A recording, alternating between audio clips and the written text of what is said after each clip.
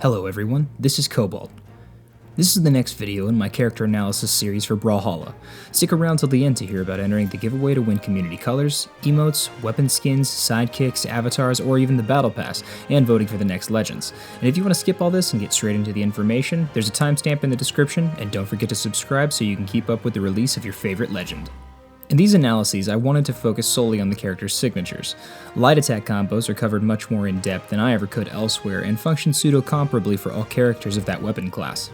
So I'm not going to be discussing the general neutral of the character with their weapons unless it pertains in some way to their signatures. Firstly, I want to give clear descriptions of the terminology I'll be using.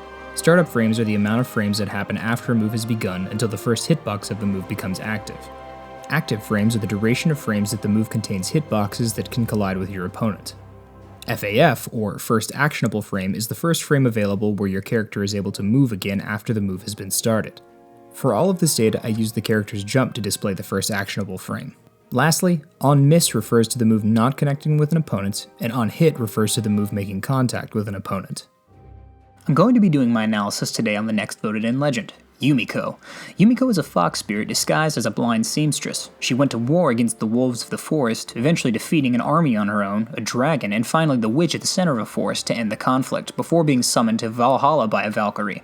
Yumiko's weapons are hammer and bow. She has a solid combo game and can hit hard with her hammer. She has below average attack and defense, but excellent dexterity and speed. The stat spread is pretty polarizing and makes her easy to knock out, but she has good mobility and has some pretty good results from recent competitive seasons. So, is it her SIGs that have brought her viability to the forefront? Well, let's find out. Let's start with her hammer. Hammer's side SIG has 24 frames of startup, active frames from 25 to 32 with an FAF of 57. It functions the same on miss as it does on hit. Yumiko dashes forward, swinging her hammer around her. The move travels pretty far, and has hitboxes surrounding her on either side. It has higher startup due to its travel distance, but it serves as a good punish option. It can catch opponents even if she passes them because of the hitboxes on the backswing. Hammer and SIG has 16 frames of startup, active frames from 17 to 26, and 32 to 36 with an FAF of 59. It functions differently on miss than it does on hit. Should the move connect, it functions as a command grab with a new FAF of 61. Yumiko jumps upwards, front flipping in the air, slinging her hammer around her. If it connects with an opponent, Yumiko slings them downward with a pretty high amount of force. It excels at catching opponents jumping or recovering high. Hammer down SIG has 31 frames of startup, active frames from 32 to 89, and 91 to 97 with an FAF of 40. It functions differently on miss than it does on hit. Should the move connect with the opponent, it is linked through multiple hitboxes and then cancelled. If the opponents connect on the first active frame, the move will have active frames from 32 to 57, while the FAF remains the same at 40 frames. Yumiko launches 3 small blue flames in front of her. If the opponent connects with any of these, they link into a final flame, which puts the opponent in a perfect position for a follow-up with either neutral air, recovery, or down air. It has a variety of follow-up options and has a very high amount of utility on her kit. Excellent SIG in my opinion. Allows her to move prior to the active frames being completed, and allows her to trap opponents as well. Next up is her bow. Bow side SIG has 20 frames of startup, active frames from 21 to 42 with an FAF of 62.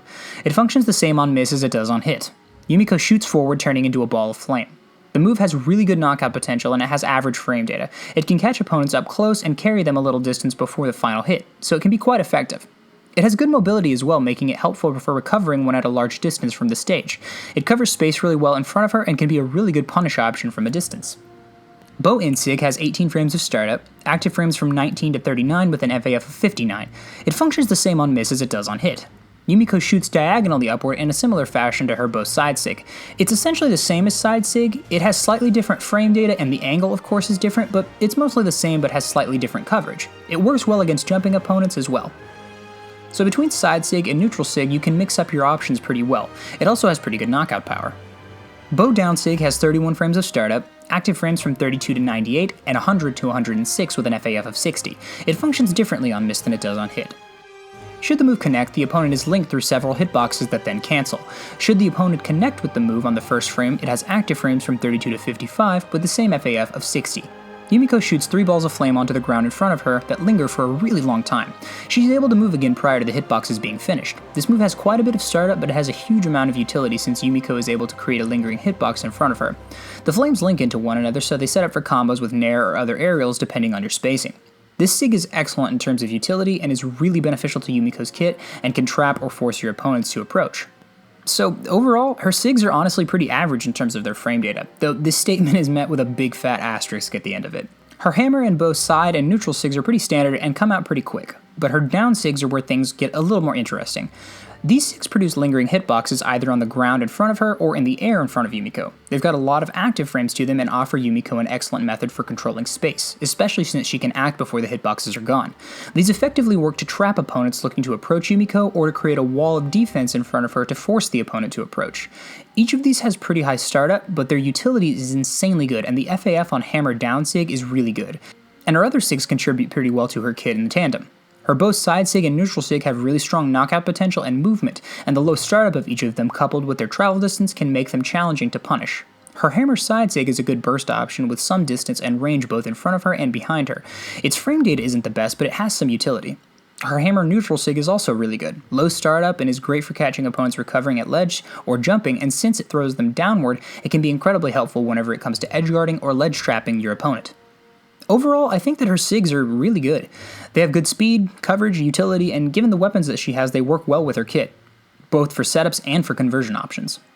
Today's code to put down in the comments is Karama, along with your Twitter handle, and if you get that reference, I appreciate it. Tune in tomorrow for coverage on the highest voted legend from this week, and I think I'm going to start doing this a little bit differently, so comment on which legend you'd like to see featured in next week's video. I'll be continuing this once a day Monday through Friday over the next 10 weeks until all 50 legends are covered. So, thanks for joining me on this ride. Don't forget to subscribe so you don't miss the release of your favorite legend, and I hope to see you back for the next one. Once again, I'm Cobalt, and thanks for watching.